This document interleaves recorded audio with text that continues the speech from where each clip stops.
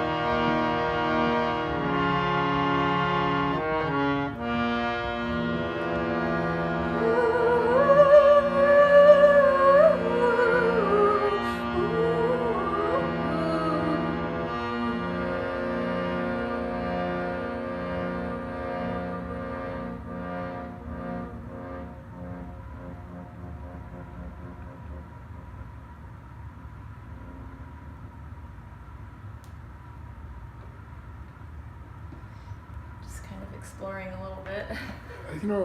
Can I ask you a question about the ancient ways, specifically, if you could talk to the audience about your actual application or learning from either Afro-Brazilian culture, Native American culture, Indian culture, but the shamanistic, where you are most steeped in. I know that we just witnessed a swaha, almost a harmonium with chanting. But I want you to talk to the audience about where your shaman quality lies most deep. The only thing I can say for sure is that it comes from my own processing, my own healing journey. And I have played various different styles and different music groups that I've been involved with, or ceremony settings, but I cannot say that I've officially learned. Well, let me ask you, the better question is, but you are well read, and you are a doctor, and I just was hoping you could talk about a mythological story from any one of the texts that you've read that you really love, because that's the kind of stuff that I am really excited about in today's world, whether it's, it could be anybody, but is there a mythological story that you really were inspired by that you can share? Well, I would say really the well-known story of the phoenix rising from the ashes, and definitely my life and all of our lives, I'm sure we can all relate, is just about these cycles where, you know, we're feeling like we're on top of the world and have everything together, and then all of a sudden everything falls out from under us, and we have to learn how to pick ourselves up and reinvent and become aligned again. So I think in my life I have felt those down times as parts of life that I don't like, but I feel like now I'm finally getting to a place where I can really appreciate the beauty of those moments. Whereas before I could talk it like, oh yeah, it's beautiful, but really I'm getting better at finding the beauty while in that moment. And that's suffering, and then trying to relieve yourself of suffering. I mean, or, you know, and ceremony-wise, what was one of the most authentic ceremonies you performed in? Well, most recently I was at a retreat, a 5 Rhythms retreat. What are the 5 rhythms? Well, the 5 Rhythms, it's a dance method, but it goes from flowing to staccato to chaos to lyrical to stillness. So I was presenting at this retreat, Sacred Sound, and at the retreat there were ceremonies intertwined within the dance sessions. And we did a fire ceremony where we all walked a labyrinth, and in the center was a fire pit. And in the fire we let go that which we wanted to let go of. And that's a really easy ceremony that we can all do at home at any time. But I played Didgerido. You led it. You led it. I did not lead it. There were facilitators of the retreat. Right, but they Amber, said you. Amber, Ryan, and Kate Shella. But I held space with Didgerido. You held space. I dig.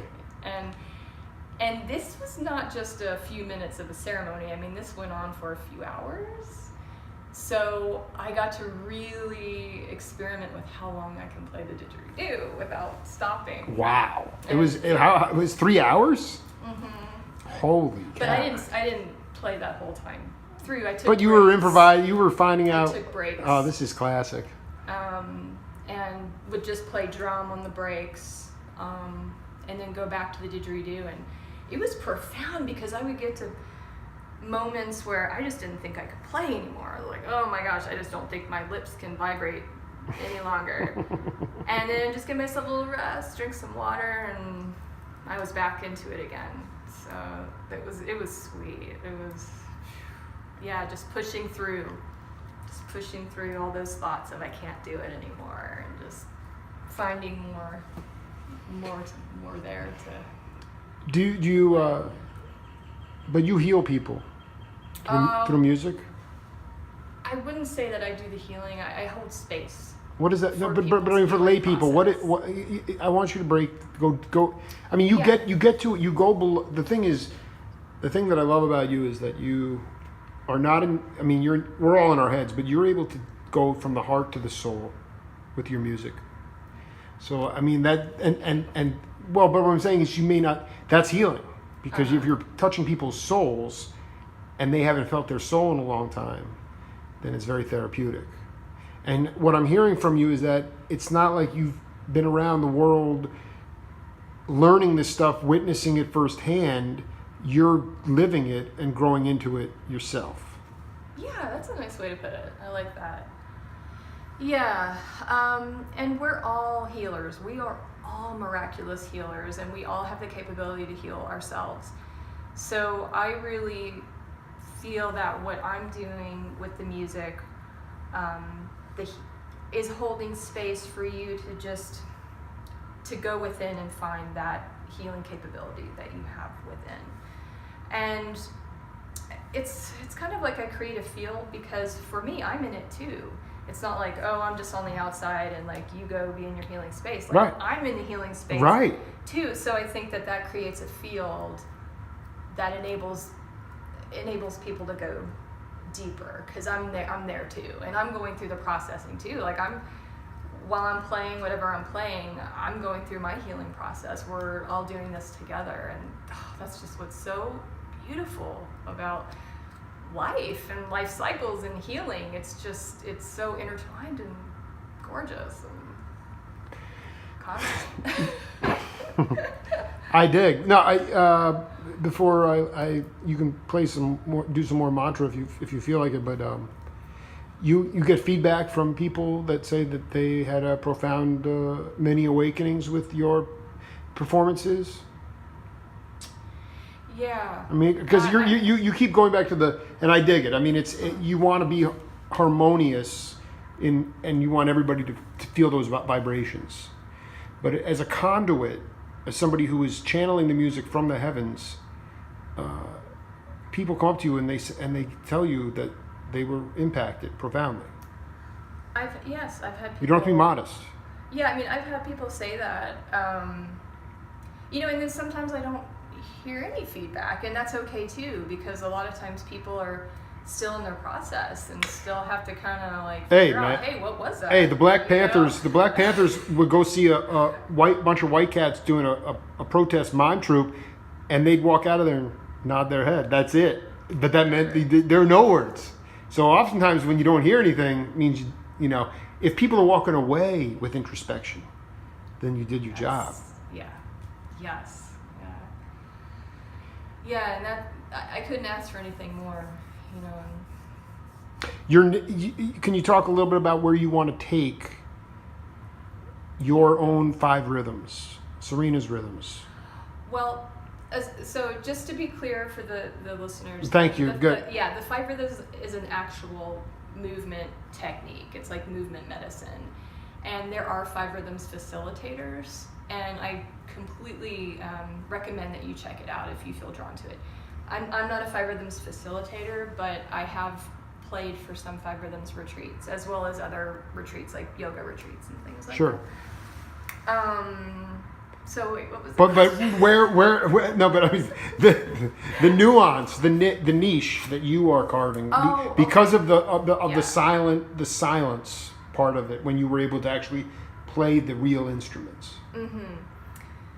So and where you want to take that? What I'd like to do is continue to grow with the way I present music, and so maybe not so much people lay down on the ground and just take it in as a sound journey, which is awesome, and I will always do that style of presentation. But what I'd like to do is actually create a space where people can dance and move and move things through the body to the music, and so the music will be on a journey through maybe ambient space, and then move into more danceable beats, and then maybe get to a place that's a little conducive to pulling stuff up that can then be cleared through movement, and just really give that space for people to explore it through movement if they need to, or through laying down or sitting down if they need that.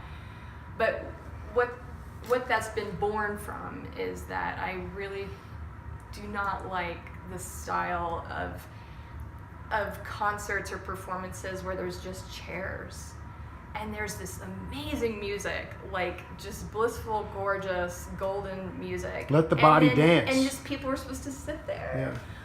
So inhibited, so repressed, so repressive. Yeah, and I just think it's really important to always have a space for people to be able to move, and so I'd like to take that a few steps further and actually encourage that, but with the intention of healing work. Like do you think the sonic vibrations of human playing instruments can create that affect more than an MP3 DJ? You know what I'm getting? Yeah, I think they're both equally powerful. It's just that I want to explore doing that in a live manner. What does live mean? With different instruments, and I do use electronic elements like loopers and drum machines. It's a hybrid. A hybrid. Because most people don't have the chops to play. You're a multi-instrumentalist, right? So it's just easy for them to to do it via machines. Yeah. And there's nothing wrong with that. Yeah, which is but, awesome. Which is great. But you were able to expand that in this recent 5 rhythms. It's something that it inspired me when I was at the most recent 5 Rhythms retreat that I attended at Joshua Tree. It inspired me to take the music more in that direction rather than doing just sound journey type of work where people are in shavasana or meditative poses, to actually bring the live music into the format of people using movement to heal, to work through things.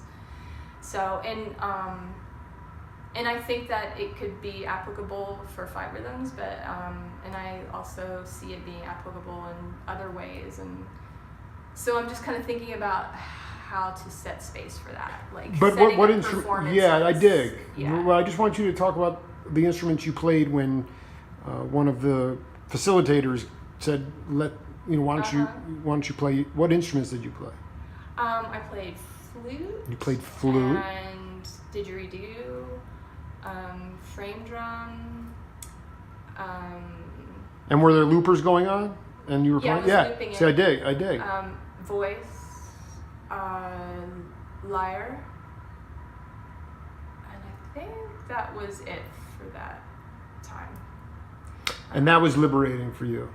Oh yeah, and I'm just, I was so grateful for that whole coming together and that whole opportunity, because it just opened up this whole new inspiration. Yeah, it's a vortex. Vision. Empty space, just you can go endless almost.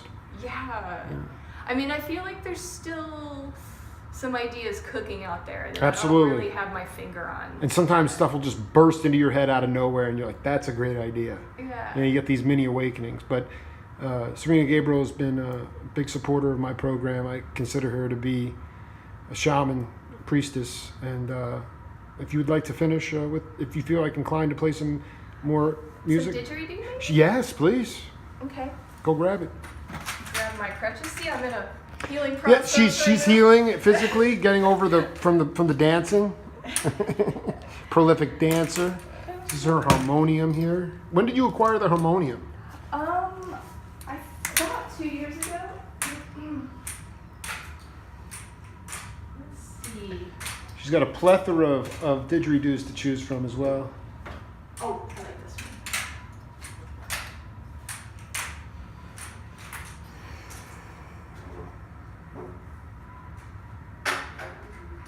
Look at that gorgeous didge. That's a folded didge. My friend Don makes instruments. He made that. A folded didgeridoo. So it's a full-size didgeridoo. Right, but the top part is just folded. Mm-hmm. So it makes it very travel-friendly. That's right. You can really take. I mean, is there a bag for that you can put on the airplane? Well, this one's a little thin, but I have other folded didges that he made that are stronger. One of them that I took with me to Hawaii, to the Big Island,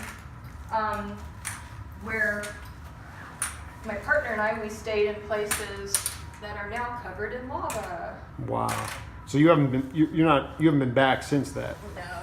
Wow. Well, I think it's still going on.